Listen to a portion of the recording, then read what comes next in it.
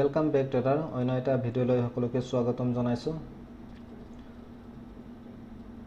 অহাকালি আমি কেনেকৈ ট্ৰেড কৰিম হেইটোৰ বিষয়ে চোৱাৰ আগতে আজি আমি কত অপৰচুনিটি পাইছিলো হেইটোৰ বিষয়ে প্ৰথমতে আমি চাই লম তাৰছত অহাকালি আমি কেনেকৈ ট্ৰেড কৰিম হেইটোৰ বিষয়ে আমি চাম যদি আমি মই ব্যাংক নিফটি চাৰ্ট উলিয়াই থৈছো ইয়াত প্ৰথমতে 1 মিনিট ক্যান্ডেলত আমি যাম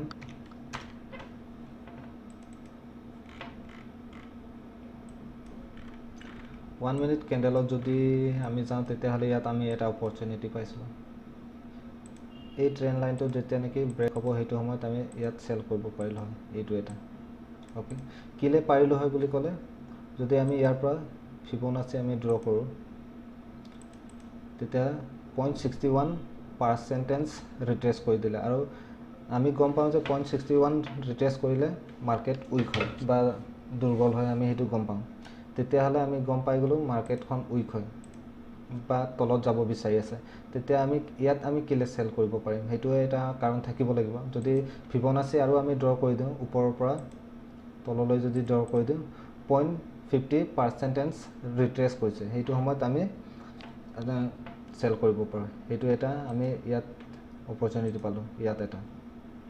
তাৰছত আৰু আমি এটা পাইছিলো হেতু ইয়াত পাইছিলো ইয়াত resistance আৰু resistance লোৱাৰ কাৰণে আমি ইয়াত আমি সেল কৰিব পাৰিলো ইয়াত সেল কৰিব পাৰিলো ওকে ইয়াত তাৰছত দুটা আমি অপৰচুনিটি পালো তাৰছত যদি আমি ইয়াত এটা জন আমি ড্ৰ কৰি দিই ইয়াত সাপোৰ্ট আমি পাইছো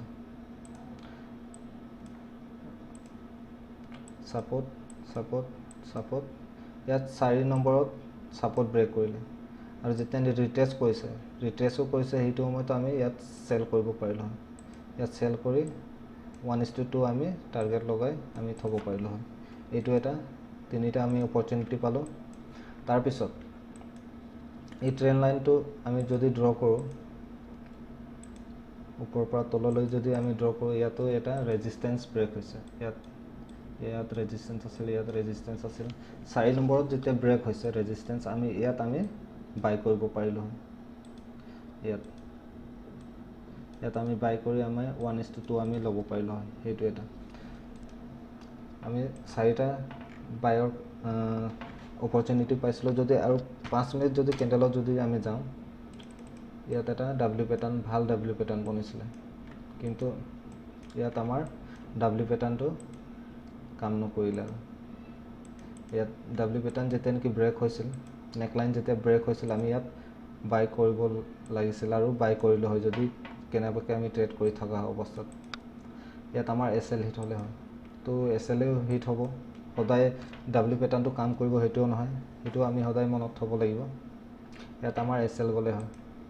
তো আমি অপৰচুনিটি কত পালো ইয়াত এবাৰ পালো আৰু যেতিয়া নেকি ইয়াত সাপোৰ্ট ব্ৰেক হৈছিল ইয়াত আমি পালো হেকিটা আমি টোটাল আমি আজি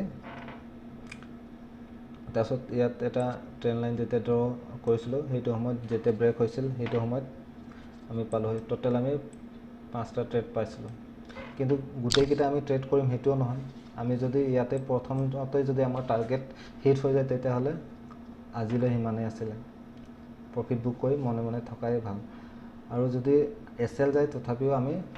এসএল বা লস বুক কৰি আমি মনে থকাই ভাল যদি আমি যদি স্ক্ৰিনৰ আগত যদি বহি আছো তেতিয়া আকৌ ট্ৰেড লব মন যাব অকমান লসৰ পৰা আৰু ডাঙৰ লস হ'বলৈ চান্স থাকে এই কাৰণে আমি দিনত এবাৰ বা দুবাৰে আমি ট্ৰেড কৰিব লাগে তো হেকিটা আজিৰ অপৰচুনিটি বিলাক আছিল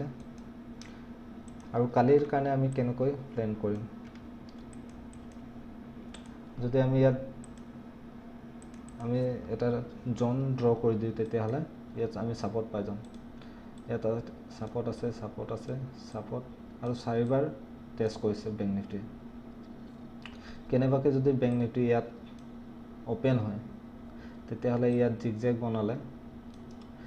যেতিয়া ব্ৰেক কৰিব যেতিয়া ৰিটেষ্ট কৰিব যাব হেতু সময়ত আমি ইয়াত সেল কৰিব পাৰো